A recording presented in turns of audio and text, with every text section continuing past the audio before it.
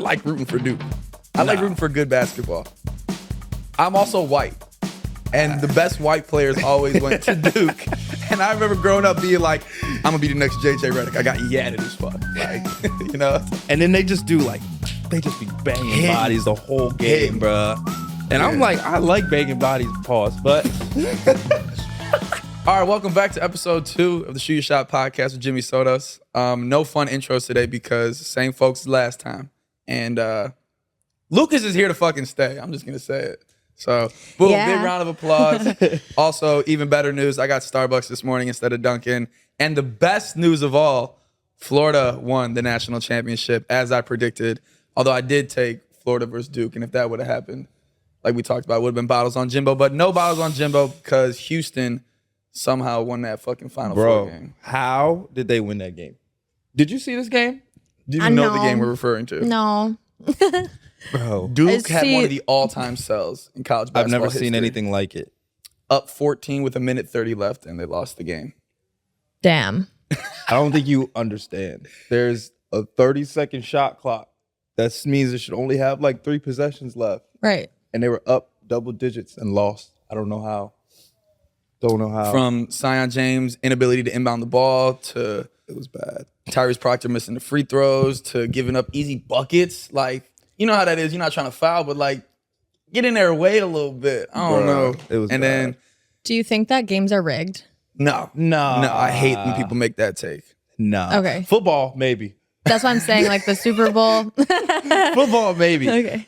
But the funniest thing about all the narratives is like, if Cooper Flagg didn't front rim that shot, we'd be talking about how that's like Christian Laettner-esque and Duke is still on the mountaintop and all this other shit. That's just what happens when you win and lose. You know what I mean? It's just a make or miss league. Yeah. It's a make or miss game, and it's fun to like create these narratives and storylines. But like, if that shot goes in, everything else is irrelevant. Oh man, I just think about like just how small the margin for error. Margin for error is. The difference between winning and losing is so little. Yeah. And then, I mean, in the championship game, Florida beats Houston, and they have to play a game that is like to Houston style, where it's like ugly and like gritty. They couldn't really get up and down. Walton Clayton Jr. had like a bad first half. But I don't know. It was kind of cool to see them find a way to win that game in a way that wasn't like to their play style. I mean, that's winners win, bro. Todd Golden's a good ass coach, bro. Winners win, bro. Wait, can we talk about the last play that Kelvin Sampson drew up? Okay. I've been seeing a lot of like criticism on it. Have you? I haven't seen much, and I'm glad that there is. I've seen a lot. It was a 20-second play he drew up. You're down 2. Okay, but the play worked. The timing was bad. The play got an open shot, but because of how much time it took, like, I mean, low-key, the end of that game is why people like the NBA over college, because like you didn't get a shot. Because like that's gross basketball. You don't get a shot up. That's some college ass shit where you like pump fake it. That's like, bro, but the play worked because you want to get the last shot at the end of the day, right? Do you? Yes. Or do you want to tie the game up? Oh, you want to get the last shot, but you're down 2. Okay, even if you want the last shot, even if you tie. You want one of the last shots. You want to shoot with like 3 seconds left so you can get a rebound. You gotta go. I think you gotta go. They had like 16 seconds left. That's a lot of time. And they drew up a play that took forever. Bro, that's why I said the play worked. The play got him an open shot. Bro, the play was tough. Did you see it? It was a tough ass play. It was, and like, Walter Clayton Jr. was low-key in no man's land, but he recovered fast as fuck to get to that closeout. Did you see how much ground he covered? Bro, because they didn't set the screen. That elevator screen? Bro, they didn't set the screen because he went around the elevator, but then you should have just switched it into a stagger. You have no idea what I'm talking about. So then you're putting the fault on Emmanuel Sharp for not just shooting it. No. He would have got his shot blocked. So then the play didn't work. No. The play didn't work because the timing was bad. Because the pass got to him so late. And that's some college shit. The inability to execute. That's not true. That's yes, not it true. is, bro. That's basketball in general. Because they don't even run plays in the league. Don't even get me started. Sets. They don't run plays, sets, none of that. Just ball screen, slot ball screen, come off, get to your bag. You're not watching the Lakers, man. They drawing up some shit. Blind pig action on the backside. Get out of here, bro. Loving it. No, they're not doing that for game. For game, they're giving the ball to Bron or Luka, doing one of these. And that's what Houston should have did. You know what Maybe this means? not. They don't have guys like that. LJ Cryer could have done something. Get the ball to your best player and get the hell out the way. That's what this means. It's a history lesson right now. It's Kobe Bean there. Kobe Bean. Break the triangle. Okay. But I don't know. I thought it was a very anticlimactic ending to arguably the greatest Final Four in history, bro. You had 4 number 1 seeds. Both games in the Final Four came down to the wire. The Houston-Duke game is an all-timer classic. This championship game was damn near a classic. Mm-hmm. And we had like the lack of Cinderella upsets like we talked about in the first episode. But it feels like it was all kind of worth it because that Final Four, the 2 games and then the championship, like lived up to the hype. Yeah, it was a very entertaining Final Four. And like, I know like San Antonio, like how that final, like the Alamo Dome, I just know that place was just so loud and was just so epic. That energy probably crazy. Bro, my homie, one of my teammates played for Houston. His name is Deaky. He was at the game, and I just know they went crazy. Like, it's just... Did you see they wouldn't let Hakeem Olajuwon celebrate with the team? I'm like, bro, do you not know who this is? It's a GOAT right here. Talking about some no protocol. Yeah, like a Hall of Famer went to... Led Houston to 3 straight Final Fours. Yeah. Wow. NBA legend. That's 5 Slammer Jammer, right? Yeah. Yeah. Yeah. Yeah, literally put Houston on the map. Yeah, literally. And they wouldn't let him on the court. But speaking of NBA players, it's NBA awards season in the NBA. Playoffs are approaching. And we did our version of, voting for regular season awards, MVP, Coach of the Year, all that good stuff. But then we have our own fun awards. But like looking at the bracket, looking at the playoffs, give me your quick like initial predictions for how you think it's going to go. Who's coming out of the East? Who's coming out of the West? Well, hold on. I wrote it down because I knew I was going to forget. Okay, who you got? Just here to support who you guys have, So I know nothing. I know nothing. The Chicago Bulls are sneaky clicking right now. Are they? Yeah. Okay, see, that's what I want to hear. Yeah, that's what we all want to hear. Mm-hmm. Who you got though? Yeah, we don't have any Chicago teams that have made us proud. No, our Chicago sports teams kind of suck right now. Yeah. Wait. The Bears are on the come up. Hopefully, the Bears were doing fine. Man, bear the fuck down. Bears are until we made some moves this offseason. We did. We made some moves. We did. I'm excited for that. But NBA. Who the fuck you got? All right. I got Cavs and Celtics. You got Eastern Cavs. Conference. I used to be Cavs the biggest Oh, Cavaliers sorry, fan. East. Who do you got winning that though? I'm going off Go cam. with the Cavs. You got the Cavs coming out of the East? Bro, yes, it's time for someone new. I can get down with that. They're a complete team. They play together. I just like the fact that you believe in them because a lot of people are like dismissing them just because they're the Cavs. And I'm like, fam, if you're actually watching the games, the Cavs are nasty, bro. They don't know ball. The Cavs are cold. I just think the math plays well for the Celtics in the playoffs because they have so much fucking like firepower on offense, bro. I know. If KP's playing, that's tough. I just think that it's... Kayla, what the fuck are you laughing at? What did I just miss? What happened? Just spill Keep everywhere. going. Yeah, but I just think that it's just hard to like go back to the finals. That's just what I'm banking on. Mm-hmm. It makes no rhyme or reason. It has nothing to do with basketball. Yeah, it's just hard that's to just go the to. vibe It's just check. hard to go back to back finals. I think the vibe check plays for the Celtics because of how disrespected Jason Tatum was this entire offseason. I think he's playing with a huge chip on his shoulder, and that's dangerous for somebody who just won a chip. For him to still be hungry and to still feel like he has more to prove, I kind of think that plays well for them. It does. It does. And I mean, he's played well all season. But I long. agree, it's going to be Celtics or Cavs. Yeah. What about the West? Who you got? Lakers and Nuggets. Do you really? Yeah, bro. I can't. I dig it, though. I dig it. I can't because, bro, you give Bron and Luka a 7-game series. Come on, bro. They're winning 4 out of the 7. I think they winning 4, bro, too. Bron, when's the last time Bron has had a player like Luka? I mean, Luka's this version such of a Bron good never name. has. You know what I mean? This supercomputer, like maniacally, like, I don't know, just twisted genius version of Bron that's not like overbearingly athletic. He's still just stronger than everybody, but like they are playing chess. You can't discount the GOAT. You just can't. It's like betting against Tom and he got Brady. a baby goat with him now. Bruh. It's I got Lakers Thunder. I think the Thunder. I think they're right there, bro. I think the Thunder are right there, but I don't think they're ready yet. I think they're right there, bro. They're like, I think it's gonna be. I think I got the Lakers coming out. Also, I have so much bias towards Bron, and like I'm making this take so that I can root for this take. So that's also why I'm picking the Lakers. But I got Lakers Celtics, and I think that's great for basketball. And that is shit. Great for basketball. And Lakers, like the Celtics documentary is like rolling out in real time right now on HBO. It's so good. But bro, like inject a Celtics Lakers NBA Finals. I can get behind that. I can get behind that. Oh man, I got goosebumps right now thinking about it. What's so fascinating about the Celtics that they have a documentary though? They're one of the pioneers of the NBA, like Bill Russell, Bob Cousy, like some of the best NBA players to ever come through the NBA. Larry Bird. Oh, I know Larry Bird. There you go. Like the Celtics and the Celtics Lakers rivalry is the most historic rivalry in all of basketball. Maybe like Duke and North Carolina is the other one.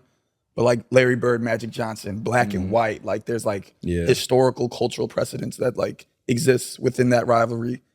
So like for that to happen right now in 2025, it would be fucking epic. Okay.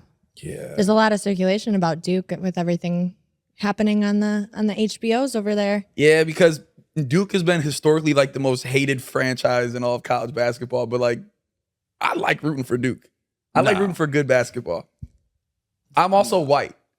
And the best white players always went to Duke. And I remember growing up being like, I'm gonna be the next JJ Redick. I got yadded as fuck. Like, you know? Yeah. So I was like, I see me in them. I only cheered for Duke when Ja was there. Other than that, couldn't get Jaleel Okafor. Oh, like Ja Morant. Yeah, no, Ja. But other than that, bro, I can't cheer for Duke. It's just like it's like cheering for the Patriots. Like when I don't blame you. I don't blame you. I also grew up, one of my trainers, Kim Rossi Taylor, used to have like an in at the Duke program, and he gave me a big basketball book and had it was JJ Redick's team. They all signed like the book for me. That's cool. And I was like, these are my fucking dogs. That's cool. And then we beat them at home when I was at Ohio State, and they were the number one team in the country. Stormed the court. It was like a full circle moment for me. It was pretty cool. That is pretty cool too. Back to the NBA. We got our regular season awards. Started off MVP. Who you got? Shea. Yes. Shea. Good talk. Shea or Jokic right now? Shea. That's what I'm fucking talking about, Kayla. Friends. Big friends. No foes. I'm phone them. No foes. Whoa. Oh yeah? All right. I gotta just add this quick context. I can't knock anybody who gives it to Jokic though. I know, bro. Because like his individual numbers and the on-off numbers with him are like historic, but also what Shea is doing is historic for a guard. I almost think that like if Joker gets it, I'm not gonna be surprised. I'm gonna be like, I'm not gonna be mad. He's deserving of it. Like they're both having historic seasons. Yes. And they're both so good, bro. I'm glad we both agree, but I just feel like that's not to slight what Jokic is doing. I just want to see a guard win it. I think it's good for the league if a guard wins it, I just want to see a guard win it. A guard hasn't won it in the last like 5 to 6 years. Yeah. I think the last one to win it was Steph's. It was Jokic, Steph? It was Giannis, it was Embiid. I think it was Steph, bro. Or was it how long ago was Russ that long ago? I don't know. I'm gonna look this up now. Yeah. I don't got no service in this motherfucker. I'll look it up. Yeah, look that shit up. But I think it's good for I think it's good for the league if a guard wins it from like a marketability standpoint, just because so many bigs have won it in recent years that like we talk about like NBA viewership and ratings going down. It's good to get a new face. It's good to get a guy from North America to win the award.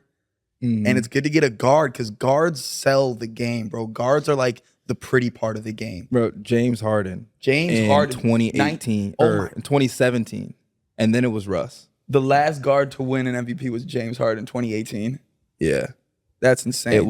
It's Joker, Embiid, then Joker again, then Giannis, and Giannis.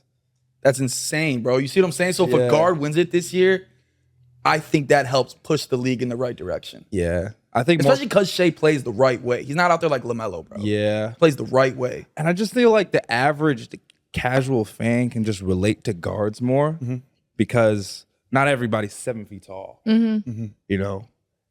And I just... Guards do more too, I feel like. I don't know. That's just my opinion. Like I feel like they would be more deserving of that role. I don't know if they hard do to say more, that. but like they're the one with the ball and they bring it up, so your eyes go to them. Yeah. But the bigs got to do a lot. Yeah. Bigs got to do a lot. Like Deserving might have not been the word for that. I used to not envy when we used to like have the bigs run rim to rim and then have to hedge a ball screen and then sprint back. Like, bro, they used to have to do a lot on defense. Yeah. And then they just be banging bodies the whole game, bruh. And I'm like, I like banging bodies, pause, but but like, I can't do it the whole game like they do, bruh.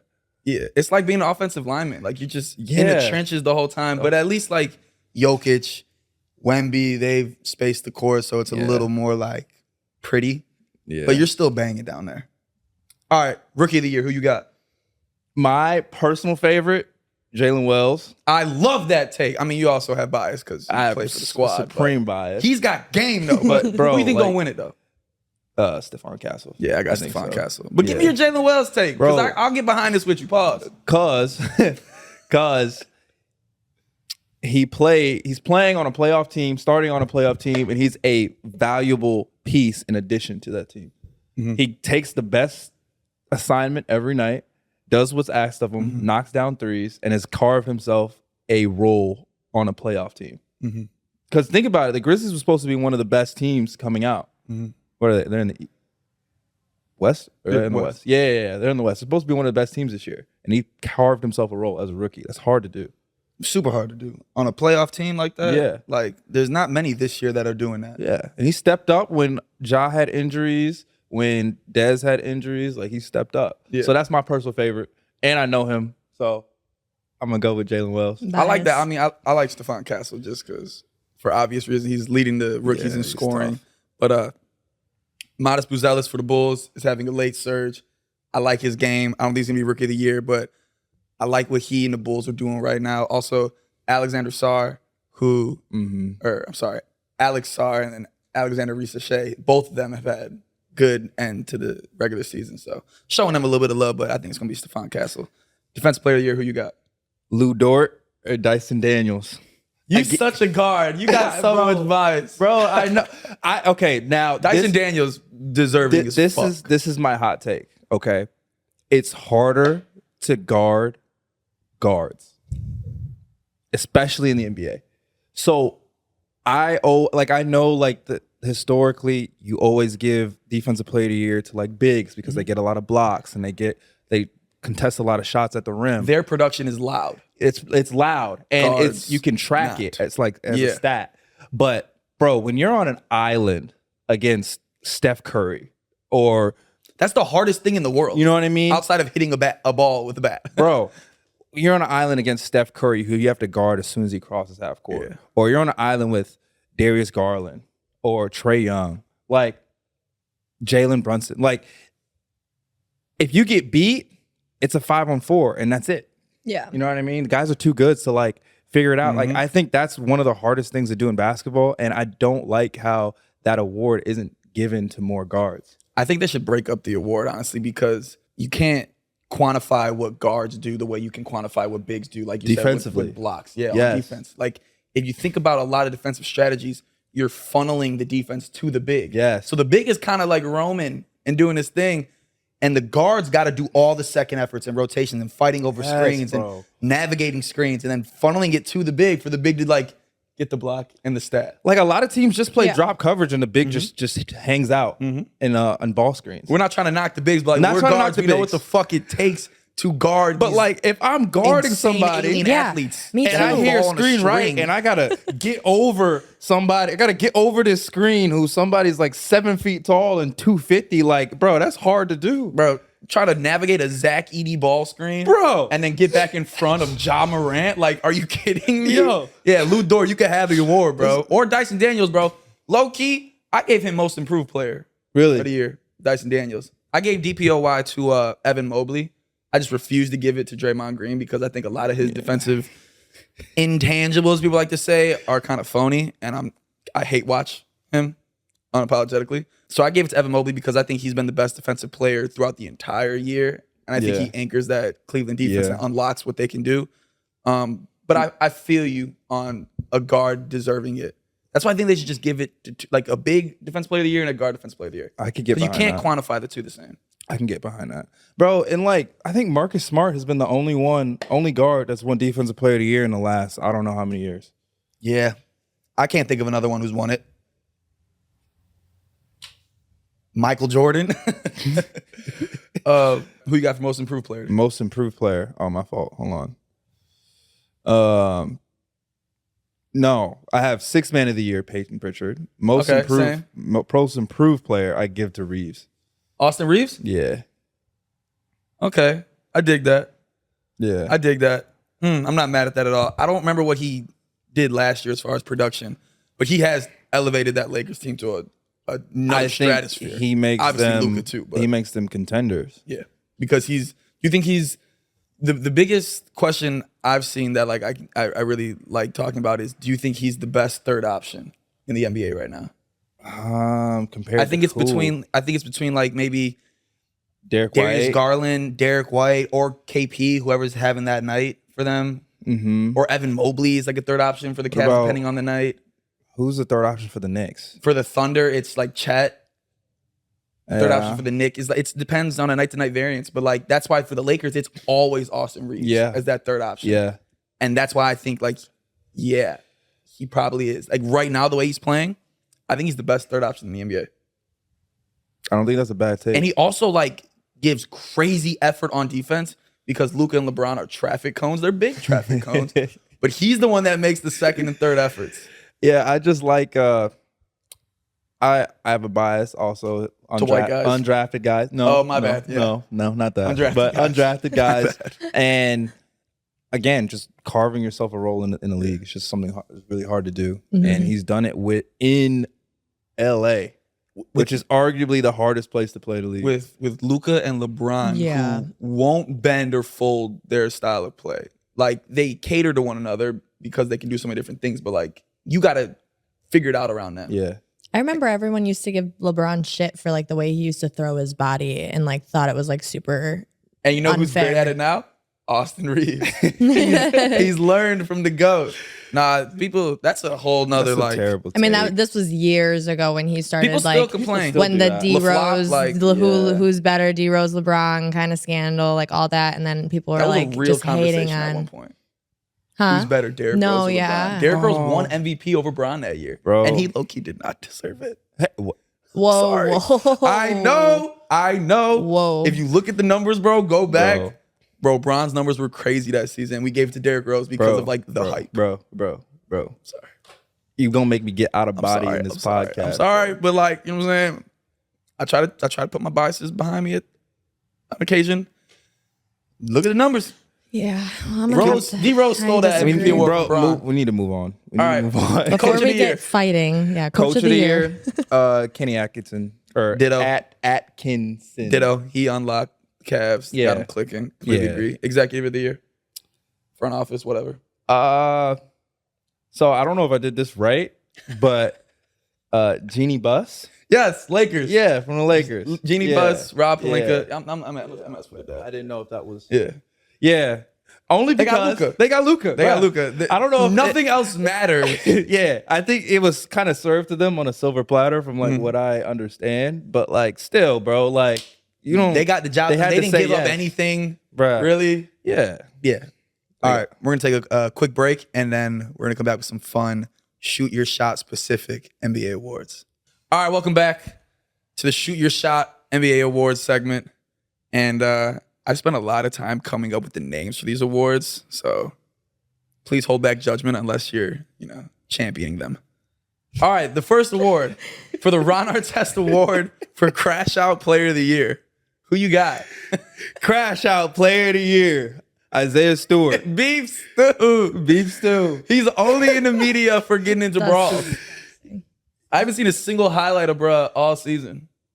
Yeah, and he's on my mind because of the big scuffle that happened like the other week. And he was one of the players that got suspended. He's always getting into it. I love it though. Man. Bro, I love it. I love the energy, bro. Like sometimes you gotta have that enforcer. You know, you do. As much as I, That's a great point. Every player wants him on their team. Yeah, and nobody wants to play against him, bro. Like when you know, he's still like, a crash out especially like junkie. as a guard, when you know you got somebody like that behind you, like I might. I'm king of woofing and not actually biting. I'm the king of it. Yeah, like you might actually like say something a little crazier, but like, bro, like I got Debo behind me. Like, crash out player of the year.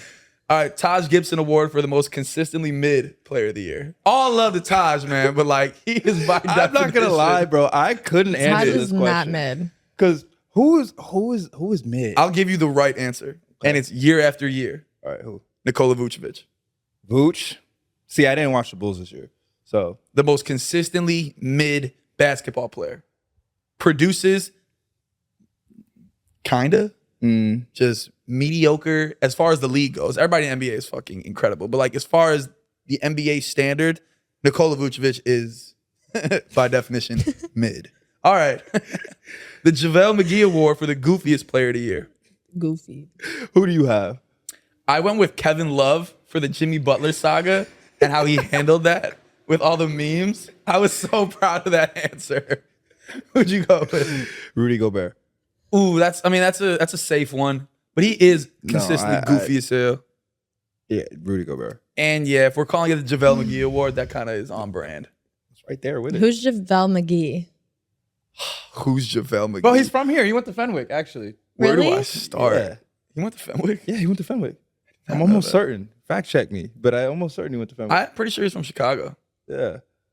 JaVale McGee was known for being just like a big oaf in the NBA. Just couldn't catch the ball, couldn't finish a layup, was like 7 foot, like athletic, and was just like the biggest joke of the NBA. And then he actually became like a serviceable, like big on a championship team. I was about to say, the media kind of like fed into like the whole, like he's got some funny lowlights. Yeah. But he's actually was a really good pro. And he's like a really smart person. Like, yeah, like incredibly intuitive. And he used to vlog during the NBA bubble stuff. Oh, really? I used to watch that stuff. And you could just tell by the way he interacts with the camera and interacts with people, like he's super smart, like high level dude. But as a basketball player, yeah, he's notoriously goofy as fuck. All right. The Tim Duncan Award for the quiet killer. You'll like this answer. Talk to me. Tyler Hero. Ooh. I feel like that has to be one of your favorite players in the league. Why? Just because, like, say it. White guy. Yeah. Plays like a black guy. You know what I mean? Like, talks that shit too. Yeah, like I feel like y'all got the same temperament. But you're right though. Like he really has been just like cool, calm, and collected this whole season. Amidst that Jimmy Butler shit, he just been quietly killing shit. Yeah. I like that award. See, I went with Kawhi Leonard because the last like month and a half, bro, he's been going crazy. I found some numbers. He's had 12 straight 20-point games and 20 plus in the last 19 out of 21 games. Like, yeah. And like nobody's talking about it because it's just like Kawhi, but like he's low-key back doing Kawhi shit. But I like Tyler Hero. Throughout the entire season, he has been like silently cooking folks. Yeah. That's a great. You know Tyler Hero? He has that Jack Harlow has a song called Tyler Hero. You know that one? That's like the ones that hit me the most. I know a couple like people, guys. Don't yeah. tell me what that means. Yeah. All right. I'm not completely off. We're gonna move on. Yeah. To the Michael Beasley Award for most delusional player of the year in their role. Most delusional Kyle player Kuzma. of the year. I got him on here for another award too. Why, bro? Because, bro, he's delusional. He think he option one. No. Your job on the Bucks now, on the Wizards, like he was just delusional, period. On the Bucks, now he thinks he's just like out there to like get Bucks real quick. It's like, no, bro, you are 3-and-D and you got to slide in around Giannis. Stop shooting the ball over the backboard, thinking it's a good shot. He's so annoying to watch. I have the villain. John Morant? Dylan Brooks. Dylan Brooks. The villain. But they low-key need him sometimes. Yeah, but that doesn't mean he's not delusional in his role. I think he knows his role. That's what I'm saying. Like it's kind of like what Pat Bev is saying, like a delusional confidence. I know exactly the way. Like I love the way he's like that. He puts on that persona, and like, bro, I'm just the villain. So he's intentionally delusional. Yes. Ooh. Yeah. Mine was like Kyle Kuzma, just dumb as rocks. No, like he knows what he's doing, but like he just is delusional about it. You know what I mean? Kyle Kuzma also bagged a baddie, so I'm low-key hating on that part too. Willow? Oh yeah, she go crazy. Yeah. And I like Kyle Kuzma off the court. Just as a basketball player, I'd be like, bro, lock the fuck in. Yeah. I like the way you answered that though. Like properly delusional. And because of that, he's like incredible at his role. And he's effective at it. Oh yeah. Yeah. I fuck with that. When you can get in a state of delusion and be good at it, life's over for everybody else. Yeah, when you can embrace that delusion. Yeah. Yeah. Ooh. Yeah. All Yeah. right, what's next, Kay? We got the Mike Conley Award for most undervalued player of the year. I'm sorry. Deserves more love. Who do you think needs that? You'll like this answer. Kobe White.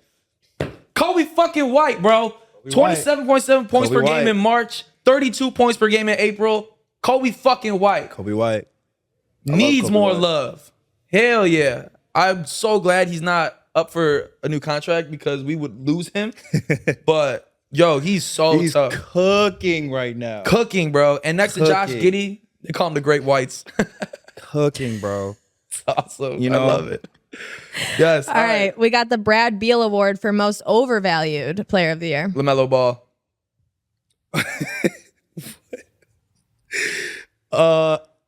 Rudy Gobert.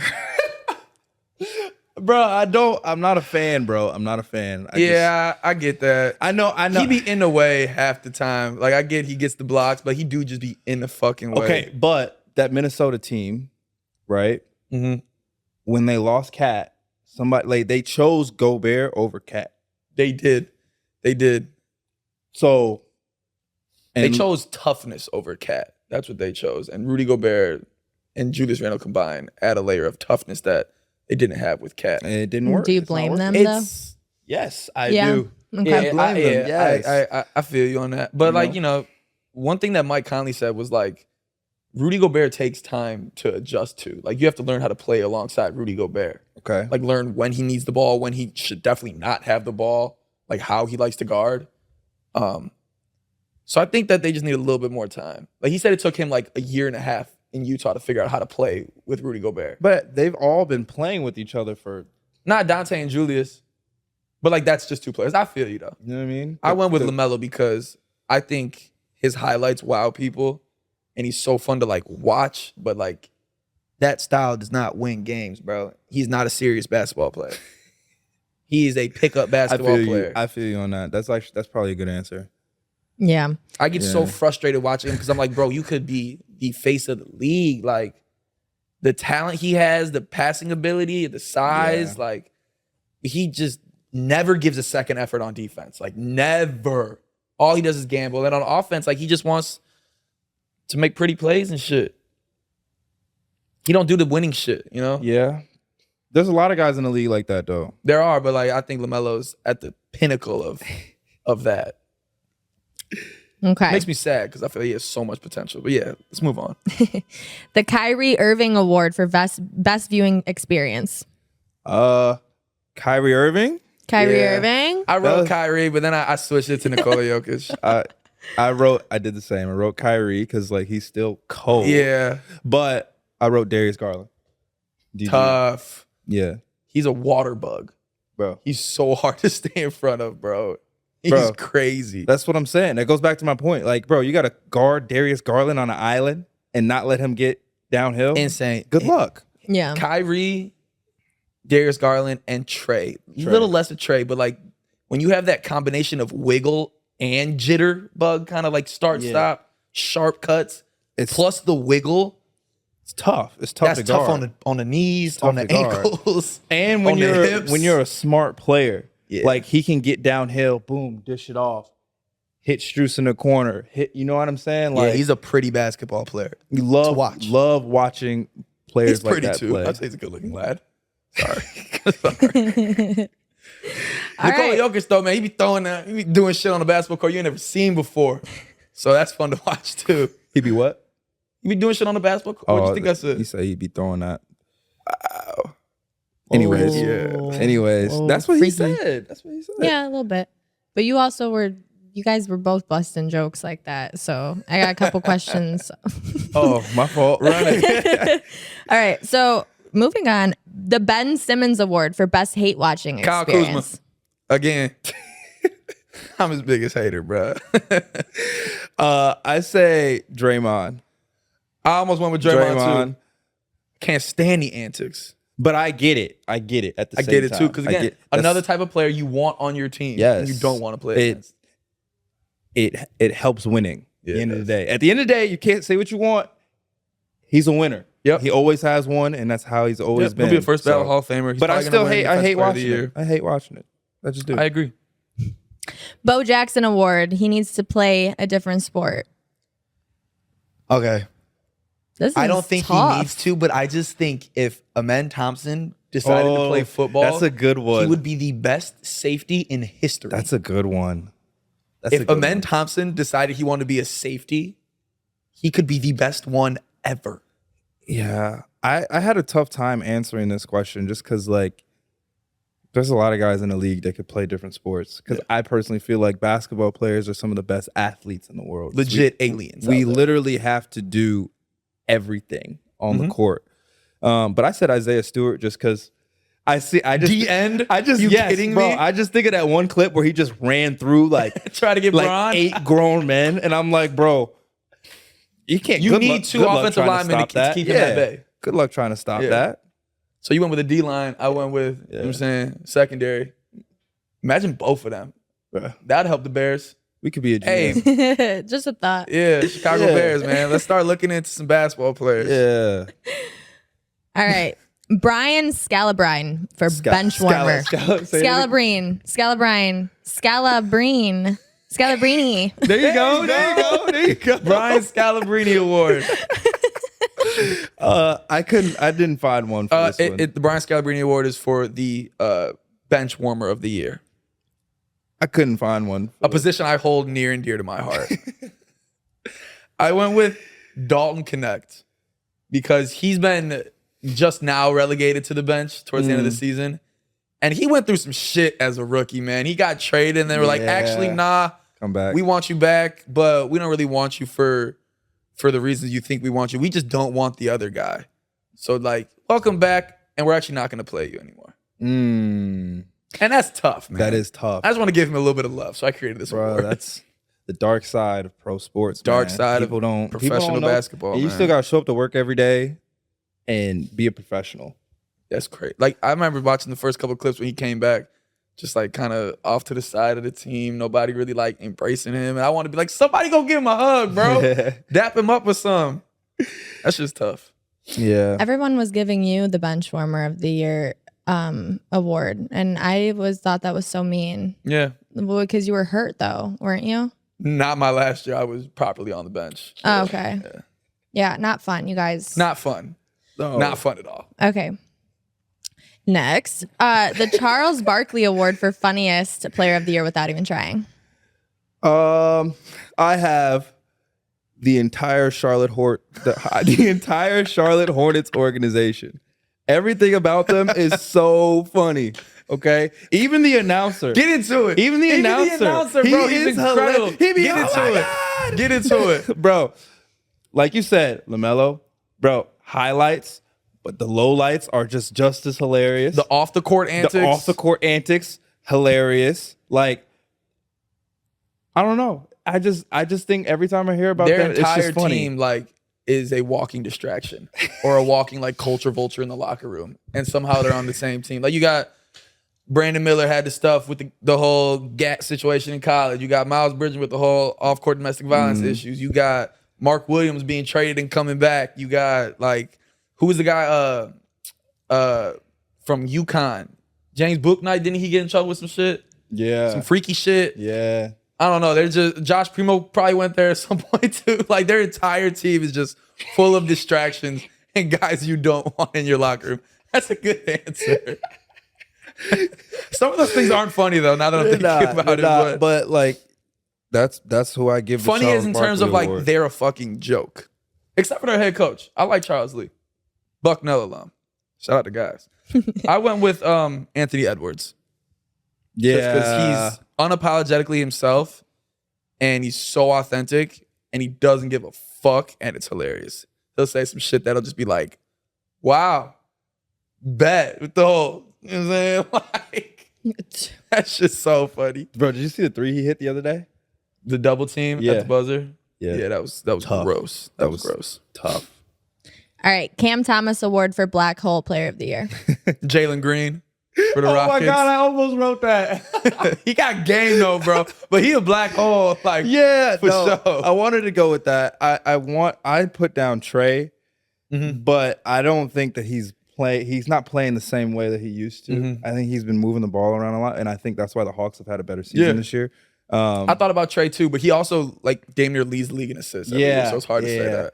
Sometimes I always feel like some ball dominant point guards, they get a lot of assists because they're so ball dominant, and their usage rates are insane. Yeah. And when you play that style, that rim, that like either I'm gonna shoot this floater, or I'm gonna throw the lob, like that big is in between what you're gonna do, you're gonna get some assists because of that. Yeah. Well, can you explain black hole for people that don't know? Black hole is just a proper shot chucker that cares about nothing else other than just shooting the ball. Okay. Oh, that's not how I interpreted it. I interpreted it as like somebody that like literally pounds the ball, like it's dead. Like as soon as you pass it to him, the ball's dead, and he's just dribbling. Oh, that too. I think that all kind of goes together. Like he gets the ball, nobody else matters. Yeah, you're right. Not necessarily like shot chucking, but like all right, we're gonna live with whatever the fuck happens here. Yeah. So. Just shooting it in. All right. The TJ McConnell Award for most annoying player of the year. I took this in a direction of like way we talked about earlier. Wait. Why is it called TJ McConnell? What do you have against him? No. Because of this. Like in a good way. Like the type of player that's like a pest on defense. Like the most annoying player to play against. Kind of what we talked about with Draymond Green and Isaiah Stewart. Like the type of player you least want to play against because they're so fucking annoying, but you love to have them on your team. That's why I call it TJ McConnell Award. And I wanted to give it to TJ McConnell, but I went with his teammate, Tyrese Halliburton, because on nights where he's clicking, he's so tough to stop because his game is so like off cadence and unconventional. Yeah. And he'll let you know about it during the game, in the media afterwards, online. Like he gonna troll you to your face. I would be so tight like if he was having a good game against me. Cause it's gonna be loud buckets, loud dimes. Like that's what I went with him. Well, I interpreted the award differently. I put objectively annoying as fuck. Yeah, I put down Jason Tatum, bro. I put down JT. I'm surprised you hating on bro. him. I'm hating on my fellow light-skinned brother, bro. I just think he's perfect. Perfect guy. His new girl's so bad though. He's a perfect dude. Ain't he bro. with Janelle Monáe or no? Janae Echo? I don't know. Who's he with? Janae Aiko's definitely married to Big Sean. Yeah, no, not Janae Echo. It's Janelle Monáe, ain't it? Janelle Monáe? Are you sure? Look up Jason's. I'm tweaking on the name. Look up Jason Tatum. LMA? Huh? LMA. LMA? I was gonna LMA. say. Yeah, I'd be knowing. I knew for like, I just didn't want to say it. I didn't want to say it. Bro, yeah, bro. She's so buttery. Bro, I'm a hater. I don't know. I'm a hater. I just feel like he's got too much success and too much things going for him that he needs a hater. So and I'll step up to the plate. And I'll hate. We need more people like you. We need more haters. Yeah, I'll step up to the plate. I'll take the burden for everybody, okay? That's a joke. We don't need more haters. He's funny as hell picking JT though. He's like the perfect guy. Bro, he's like Jalen Hurts. He literally is like literally just like Jalen Hurts. I hate Jalen Hurts too. Perfect. On and off the court. Yeah. Anybody named Jalen. Bro, and then like I have him down for another award later, but like let's get to even the son, like Deuce is great. Charismatic, bubbly kid, happy. Love Deuce. Yeah, always smiling. Like all the players love him. Everybody. And Jason ain't never in the know like off court, all the like girls drama. love him. Like, bro, I hate him. All right, let's go. What's next? All right, I'm gonna totally fuck this one up, but Andre Iguodala. Give me Iguodala. Iguodala? Yeah. For the glue guy player of the year. I feel like there's only one answer. Who'd you go with? Josh Hart. Ooh. I like that. I like mine better though right now. Who? Mine's Jimmy Butler on the Warriors.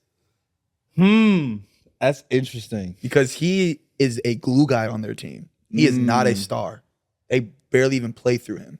He is a proper glue guy on the Warriors right now. You know, Jimmy Butler as a glue guy in the playoffs is scary. It's kind of scary. Jimmy Butler is, I love He Jimmy took Butler. them to a different level. Like, So I went with Jimmy Butler on Okay. on the Warriors. I went with Josh Hart. Josh Hart's a great answer though.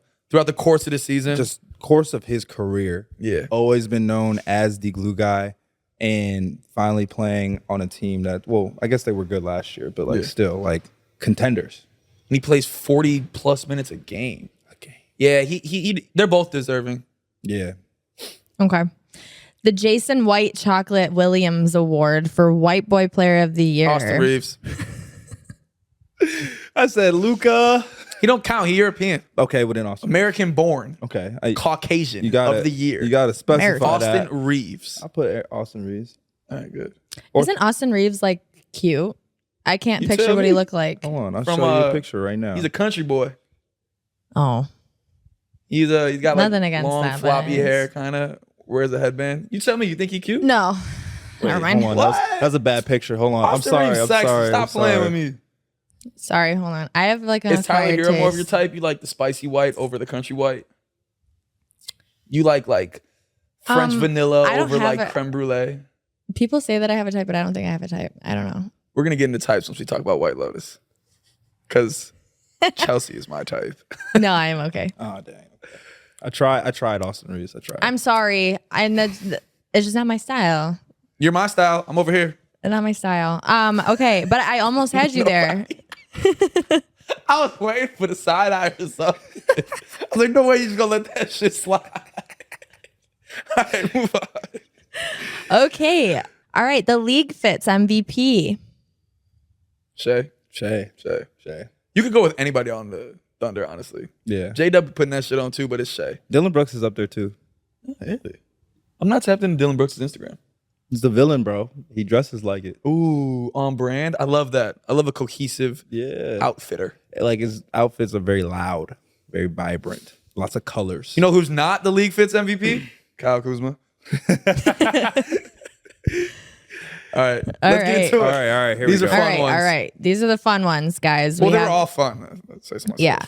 We have the Lucas Williams Award. Whoa. William's son. Oh, you guys. William's son. You're I good. can't read. This is also far away right now. Okay, bad eyesight. William's son. Come on.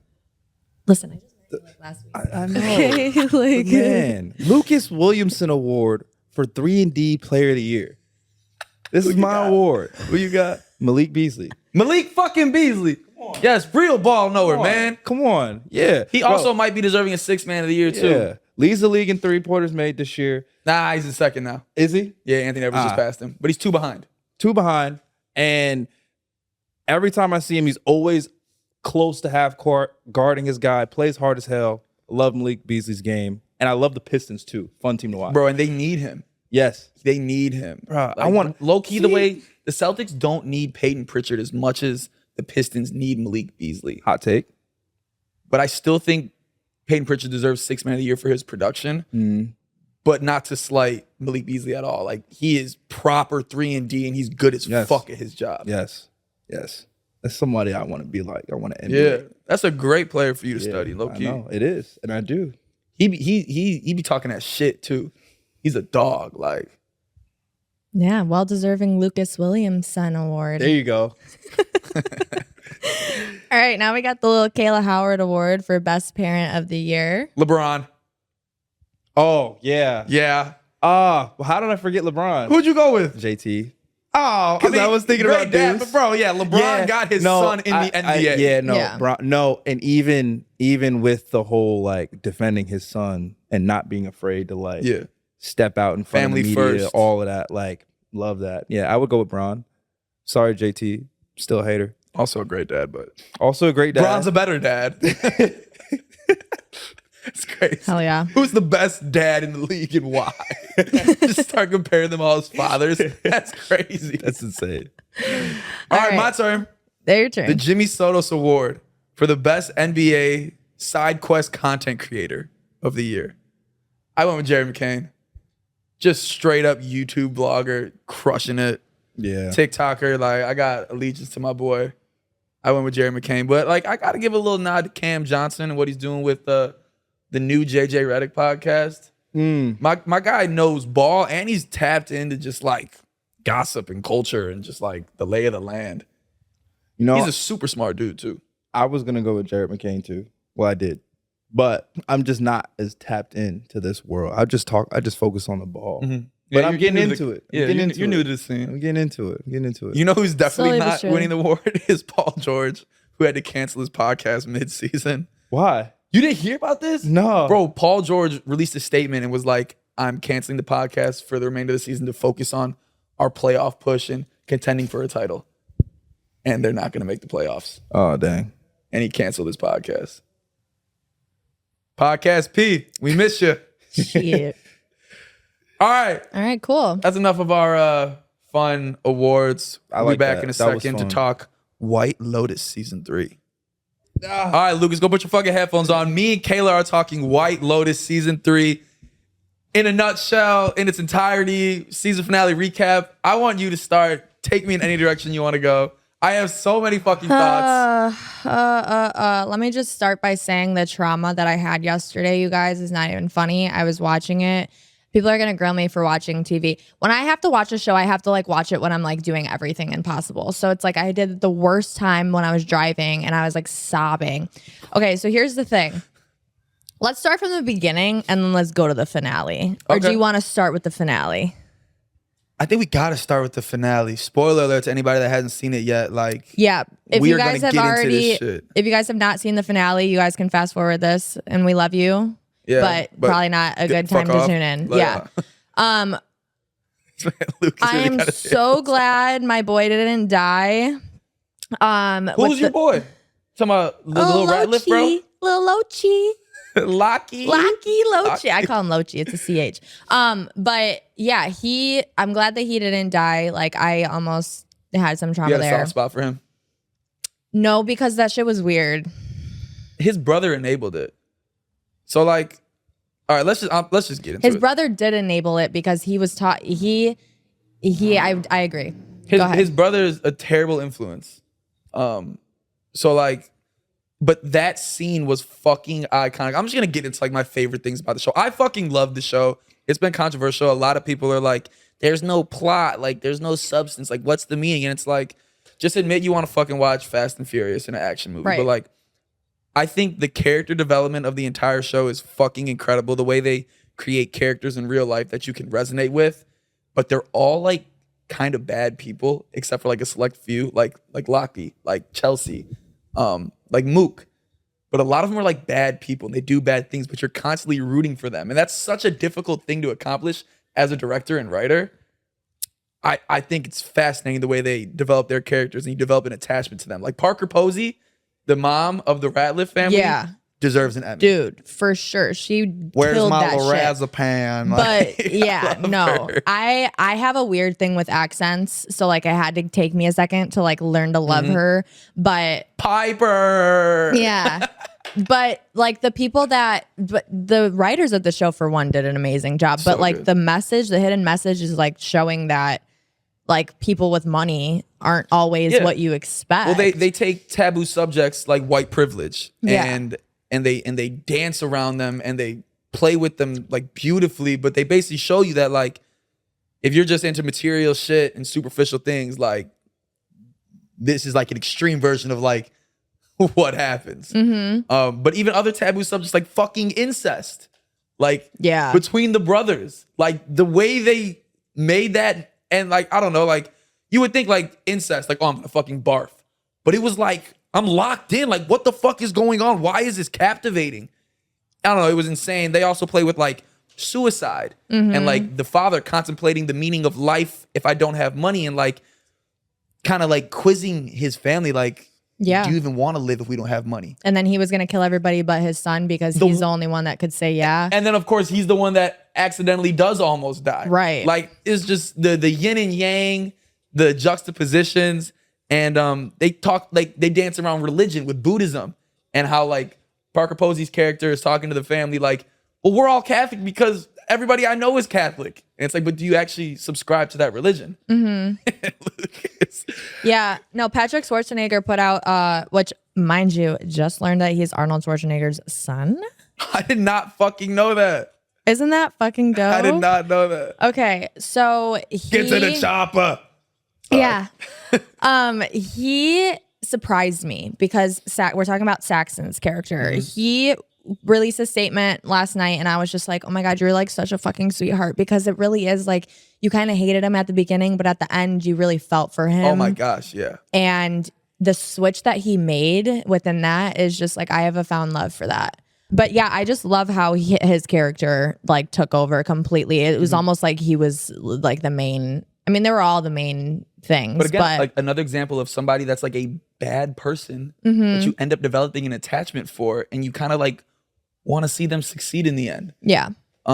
It's, I don't know, Mike White is the director, the producer. Yeah. He's a fucking genius. The individual scenes, some are so fucking iconic that like, for instance, the scene where Rick meets up with like a friend from his past and he confides in him for his erotic fantasies.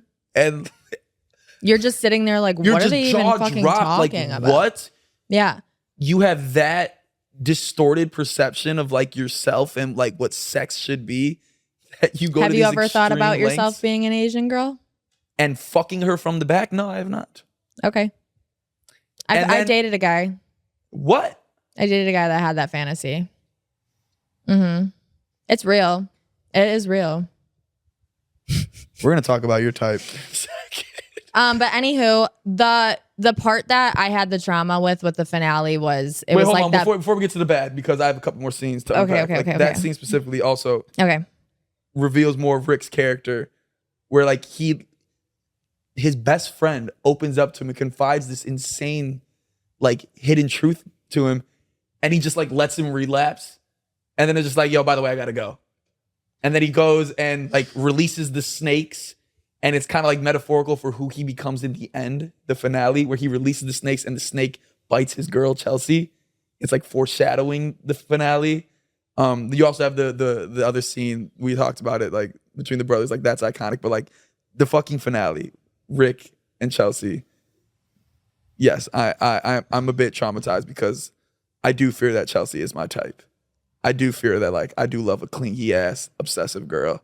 The minute I saw Chelsea's ass on the ground, I started crying. I knew it was like coming. My fucking person. As soon as she said to him, "We're boundless souls. Like you'll never get rid of me. I'll follow you into the next life." I was like, "Oh my God, she's gonna be the one who dies." And it fucking happened. But the way it happened was a little anticlimactic for me. Like they could have did a little bit better of a job. Rushed. Like there's a lot of good, but like I don't want to say it was like the perfect show because there were flaws, there were holes. Like certain plot lines didn't get buttoned up the way I would have liked. Like we never actually saw the family react to being broke. We never saw their reaction to like finding out that we lost everything. Well, that's like some directors that just leave you. They have with the cliffhangers, and it's like a lot of people live for that shit because those directors let you write your own story and ending. And if I were to write the ending, it would have been the dad jumping overboard as he was like kind of foreshadowing, looking at the water, kind of like, you know, I love you guys. I could get down with that. I figured that the dad was just gonna jump overboard and let the family go. I kind of wish that would have happened though. I'm so glad that Rick ended up dying. Not that I wanted him to die, but love them together. That was like the Bonnie and Clyde fucking moment that I needed together. it. I love that they died together. I hate that Chelsea died, but if she was gonna die, he better die with her. Yeah, for sure. I have to say, I fucking hate the Luke, I am your father reveal in the end when Rick was like, he murdered my father. She's like, he was your father. He told me last night. I was like, where the fuck did that come? I rolled the fuck out of my eyes in that moment. That felt so flat. It felt such like a gimmick that just like did not land. Yeah, I had a couple friends that were telling me, like, once they kind of went to the house before the finale, they were like, yeah, I think that dude's his dad. And I was like, see, I can get behind that because I didn't catch that. But that's almost to the writer, to Mike White, beautiful. But it's almost like too, like I could have guessed, we could all guess that. It was just, I don't know. The reveal felt so much like the Star Wars, like, Luke, I am your father. It's like, bro, are you dead ass? Yeah, it was corny. Like this is fiction. You could take it in any direction you want. Like you had to go with that one, that trope. Yeah. So like, I don't know. I didn't love that part. I also didn't love how what did I? Oh, the Mook and Gay Talk relationship. She acted very sus towards the end and very weird, and like he was just about to bag her, and I didn't love that she kind of like backed out. I guess that's kind of like indicative of life though. So it's like that's just how it is sometimes. You sometimes don't run off into the sunset and have this fairy tale ending. So like, I kind of dig that. I know a lot of people didn't like how Lockie just like woke up. But if you actually watch that scene, he went to that Buddhist temple, remember, with his sister. And when he was underwater, he saw the 4 monks. And it was kind of like, we got you. Like, you did this for us. We got you right here. Right. I thought that was kind of beautiful. Well, you saw that guy, the addict guy at the end in the temple. I think he's definitely finding himself. He's recentering. He did not fully relapse. How do you feel? Because what they didn't kind of complete was the whole Gary and his wife situation. Because at the end, she was kind of like looking at him and like he was sitting on the couch drinking as he had another party. But Saxon was like, sorry, I couldn't help you. Like, that's where I'm like, they need to put a season 4 together because you cannot be hanging my shit like that. Like, you know, because they, like, okay, obviously Gary gave her the money, the other girl, but I don't know. There's just something there that I'm like, is he trying to find a new wife to kill to take her money? Yeah, that's a good question. I took it literal. I took it as like, he actually does have this like, this weird childhood nightmare that's now a sexual fantasy of his. And he is actually just looking for somebody to please his wife so he can get off on that. And I don't think he was using it as like a manipulation tactic to like kill another wife. But honestly, like, okay, that'd so that's be a dope season 4 if they decided to. Yeah. He's been a consistent across 2 seasons now. So he'll probably be back for the 3rd. Yeah. I do love, though, however, the masseuse, can't remember her name right now, I'm blanking on it, but she took the money. And it's funny because that's exactly what happened to her in the previous season. Like she was sold this dream that like they're gonna start a massage company together, and she backed out. Or who was it? Jennifer Coolidge backed out, and this time she's the one who backed out. Yeah, and it's just like that's life sometimes. Yeah, that's why that show's so good. It like plays into the extremity of life and white privilege and material things and money. I think in a hyperbolic way, and it's such a good show. All people can get a message from that, but like I feel like it's definitely an acquired taste of a show. It is. Like again, if you just like action, like a lot of like my guy friends, they're like, bro, it's stupid. There's no plot. Like, not enough happened. Like, what? They're like, bro, the ending, like, he what was it? He murdered his father, and then he lost his girl, and then he got murdered. Like, what do you mean it's not enough for you? Yeah. I don't know. They just roll out the red carpet. And people like us love that shit. I love like the cinematography, the individual shots, like the character development. Yeah. The really like kind of drawn out story that I wish they could have did something with was the girls. It's 3 like girls. Their story was very like black and white of how girl friendship is. Right. Like, you're sleeping with my man. How dare you? You're the pretty face.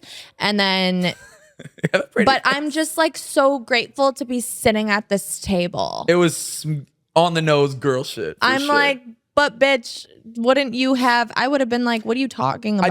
I did like the end though, how like oh my gosh, what's the one that was like being all salty and petty about the whole thing? I think it was Matt. I can't remember. Mal. Kate, maybe? Or Kate. I think it was Kate. How she was like, I've actually just been sad the whole time. And I was like, that's real. Not everybody's just gonna kumbaya and be like, I still love you guys. She was like, you know what? I'm actually pretty fucking depressed. So even though, again, it's another just like on the nose, like girl gossip kind of like trope, that one felt kind of organic at least. Yeah. Yeah. I wish they could have had a different tragedy. Not that I wish that upon them, but I know, because in those kinds of shows, bro, I'm telling y'all, there's something about Chelsea, man. Chelsea's beautiful. I love Chelsea. I love her look. I love her energy. I love how like she comes across as ignorant because she's like so spiritual and like she subscribes to these like these signs and stuff. But like, nah, this is well thought. Like, this isn't coming from a place of like ignorance. This is coming from a place of like genuine like appreciation and like meaning. I fuck with her character. I fuck with how like clingy she is and obsessive and loyal she is. Yeah, but you see how Saxon like looked at her like, you're crazy for that. But like people that are super spiritual and love their man, it's like, why are you like looking at her like she's a bitch? Like, isn't that what you want? She's the best influence of anybody on that damn show, damn near. Yeah. I Chelsea, love her. if you're watching this, I love you. And I love that they put the the line in where the girl complimented her teeth. Because you already know bitches are bitches about that, you know? Yep. And I'm so glad that she complimented her teeth because she is so gorgeous. Yeah, and in a world where, like, you know, everybody gets surgery done to try to look like the same exact way and you get these copy and paste versions of folks, like, she rocks that mitt with pride. Mm-hmm. You know what I'm saying? I love it. Yeah. That's like her image. That's part of her brand. Yeah, I like that too. Out of all the 3 seasons, though, who was your favorite cast? I think season 2 is still my favorite. I think really? the 2 prostitutes, honestly, from season 2 are just so incredible together. They're 2 characters. And sorry, Lucas, forgot about you. But all right, quickly, what's yours? Because we're definitely running out of time. Probably season 1. Season 1. Yeah, OG. Season 1 and season 3. Only because Sydney Sweeney's on it. And yeah, that's right. She was great. All right, well, highly recommend White Lotus if you haven't seen it yet. If you disagree with us, be nice about it in the comments. Or honestly, fuck it. Like, shoot the shit. I ain't afraid to push back a little bit. Lucas will do the biting. I'll do the woofing. But that's a wrap for episode 2. Welcome back. Hey, brother. How was your jam session? Hey, I don't know what you guys were talking about, but it was some pretty intense shit. See y'all next week, man. Thank you. Like, comment, subscribe. 5 stars. Subscribe to the pod. Subscribe to that motherfucker, man. Yes, thank you. We out.